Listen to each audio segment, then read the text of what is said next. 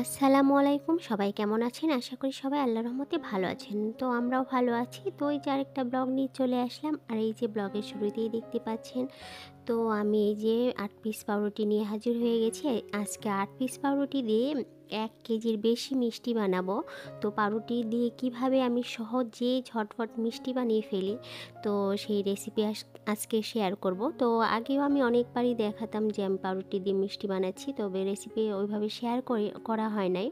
তো অনেক আপুরাই বলেছিল যে মিষ্টির রেসিপিটা শেয়ার করতে, তো আমি আজকে শেয়ার করছি আপনাদের সাথে খুবই ঝটপটভাবে আর খুব সহজেই আপনারা এই পাউরুটি দিয়ে একেবারে অনেকগুলো মিষ্টি বানিয়ে ফেলতে পারেন। এই যে দেখুন, এখানে আমি পাউরুটিগুলো ব্লেন্ড করে নিয়েছি। তো এখন আমি এই যে মেপে মেপে 2 কাপ দিব, আপনারা বেশি বানালে বেশি করে দিবেন।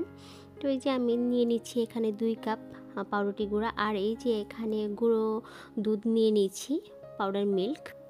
তো 2 কাপ পাউরুটি গুঁড়ার জন্য আপনি 2 কাপ পাউডার মিল্ক নেবেন, আবার 3 কাপ হলে 3 কাপ নেবেন, আর 4 কাপ হলে 4 কাপ, এভাবে মানে সমপরিমাণ পাউডার মিল্ক নিয়ে নেবেন। তো এই যে আমি এখানে নিয়ে নিয়েছি, এগুলা এখন মিক্স করব। তো মিক্স করার আগে আমি এই যে এখানে আমি ঘি দিয়ে দিচ্ছি। তো আমি ঘিটা একটু বেশি ইউজ করি, আর ঘিটা একটু বেশি দিলে স্মেলটা কিন্তু দারুণ মজার হয়। আর এই যে এখানে সামান্য পরিমাণ বেকিং পাউডার দিয়ে দিচ্ছি। তো সবগুলা এখন মাখিয়ে নিব। আর এই যে এখানে আমি ডিমও দিয়ে দিচ্ছি। তো এখানে আমি একটা ডিম দিয়ে দিচ্ছি। আর যদি 2 কাপ বা 2 কাপের বেশি হতো, মানে 4 কাপ হলে আরেকটা ডিম দিয়ে দিতাম। তো এই যে এখানে মাখিয়ে নিচ্ছি। তো এখন মাখাতে গিয়ে দেখলাম যে আসলে অনেক অল্প হয়ে যাবে, মানে আমি একটু বেশি করে বানাতে যাচ্ছিলাম। তো এই যে এখানে আবার আমি 2 কাপ নিয়েছি, নিয়ে তারপরে আবার 2 কাপ পাউডার মিল্ক নিয়ে তারপর আর একটা ডিম দিয়ে দিলাম। তো একটু বেশি করে বানিয়ে নিব সেজন্য।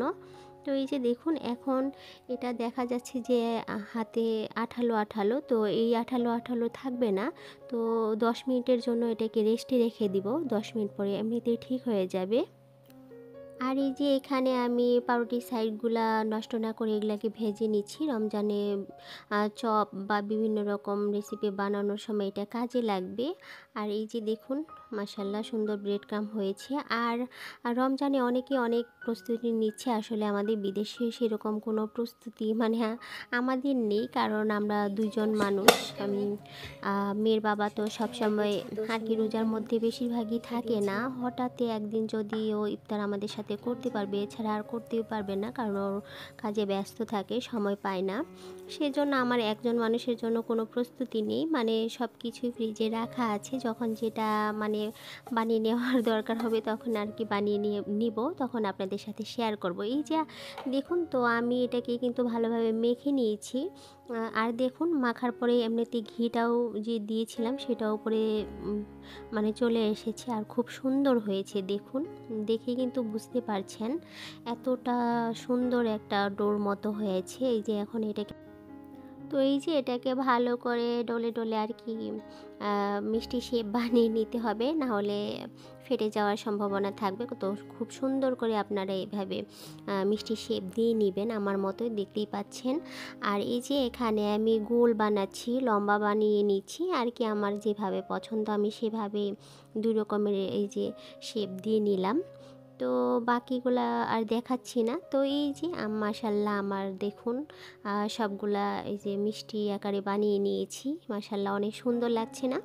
তো যেমন দেখতে মানে সুন্দর লাগছে, খেতেও কিন্তু দারুণ লাগে। মানে আপনারা অবশ্যই বাসায় ট্রাই করে দেখবেন, এতটা মজা হয় কি বলবো। আর এই যে এখানে আমি মিষ্টির জন্য শিরা বানিয়ে নিয়েছি। তো এখানে আমি 3 কাপ চিনি মানে নিয়ে নিচ্ছি, আর 3 কাপ পানি, এভাবে আমি আর কি শিরা বানিয়ে নিব। তো আপনারা আরও বেশি যদি বানান তাহলে সেই পরিমাপেই আপনারা শিরাটা বানিয়ে নেবেন। তো আমি আমার পরিমাপ অনুযায়ী বানিয়ে নিচ্ছি। আর এই যে এখানে আমি 2টা এলাচও দিয়ে দিলাম, তো স্মেলটা ভালো আসবে। আর এই যে তেলটা খুব বেশিও হিট হওয়া যাবে না, তো আমার একটুখানি হিট হয়ে গেছিলো। তো তেলটা একটু ঠান্ডা ঠান্ডা থাকতেই আর কি আপনার মিষ্টিগুলা দিয়ে দিতে হবে, না হলে কিন্তু মিষ্টিগুলা ফেটে যাবে। এই যে দেখুন, এখন মিষ্টিগুলো আমি সবগুলা দিয়ে নিয়েছি। মাশাল্লাহ খুবই মানে সুন্দর দেখাচ্ছে। আর এই যে মিষ্টিগুলাকে কিন্তু এভাবে নাড়িয়ে নাড়িয়ে উল্টে দিতে হবে, চামচ ইউজ করা যাবে না, চামচ ইউজ করলে ভেঙে যাওয়ার সম্ভাবনা থাকবে। তো এইভাবে আমি নেড়ে চেড়ে উল্টে দিলাম। এই যে দেখুন মাশাআল্লাহ অনেক সুন্দর লাগছে মিষ্টিগুলা।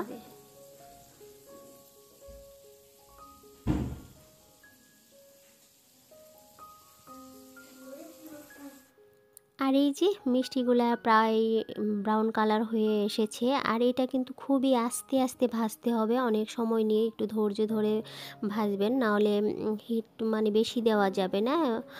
খুবই অল্প আছে এভাবে আস্তে আস্তে করে ভেজে নিতে হবে যতক্ষণ না মিষ্টির প্রপার কালার চলে আসে। এই যে গোলাপ জাম যেহেতু, তো এই যে আমি বানিয়ে নিচ্ছি এভাবে, মানে কালারটা এই যে ঠিকমতো চলে এসেছে। এখন আমি নামিয়ে নিয়েছি। আর মিষ্টিগুলা ঠান্ডা করে তারপরে আমি শিরায় দিয়ে দিব। এই যে শিরার মধ্যে ডুবিয়ে রাখবো। আর মিষ্টিগুলা ঠান্ডা করে শিরাতে দিলে মানে মিষ্টিটা খুব ভালো হয়। আর এই যে শিরায় দেওয়ার পরে চুলায় দিয়ে দিব। তো চুলায় দিয়ে 10 মিনিট হাই হিটে জাল দিয়ে নিতে হবে। 10 মিনিট এখন মিষ্টিগুলোকে আমি সিদ্ধ করব। যে আমি এখানে চুলায় কিন্তু দিয়ে দিয়েছি। তো এখন এটাকে আমি 10 মিনিটের জন্য জাল দিয়ে নিয়ে নিব। যেমন হয়ে গেছে দেখেন।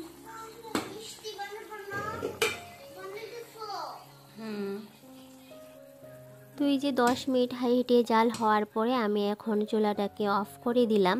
মাশাআল্লাহ দেখুন মিষ্টিগুলা খুবই ফুলে গেছে কিন্তু। এই যে দেখুন, তো শিরার মধ্যে ডুবে থাকার পরে আরও ফুলে যাবে। তো এটাকে আমি 4 ঘন্টার মতো রেস্টে রেখে দিয়েছিলাম, মানে এছাড়াও আমি সারা রাতই রেখে দিব। তো আপনাদের একটু দেখাই, তো কেটে দেখাই মিষ্টিগুলা কেমন হলো, নাহলে তো বুঝতে পারবেন না। আর এতটা মজা হয়েছে, যেহেতু আমি খেয়েই বলছি এই জন্য বলছি, এত মজা হয়েছে। এই যে দেখাচ্ছি এখানে কেটে, এই যে মাশাআল্লাহ দারুণ হয়েছে দেখতে, যেমন খেতেও সেরকমই মজা হয়েছে। তো আপনারা অবশ্যই বাসায় ট্রাই করে দেখতে পারেন। আর এই যে মিষ্টির মধ্যে কিন্তু শিরা ঢুকে গেছে, মাশাআল্লাহ অনেক ভালো হয়েছে খেতে। আপনারা অবশ্যই বাসায় ট্রাই করবেন। তো আমার আজকের এই মিষ্টি কালোজাম রেসিপি যদি আপনাদের ভালো লেগে থাকে তাহলে অবশ্যই লাইক, কমেন্ট এবং শেয়ার করতে ভুলবেন না। আশা করি দেখা হবে পরবর্তী ভিডিওতে। তো ততক্ষণ পর্যন্ত আপনারা সবাই ভালো থাকবেন। আল্লাহ হাফেজ।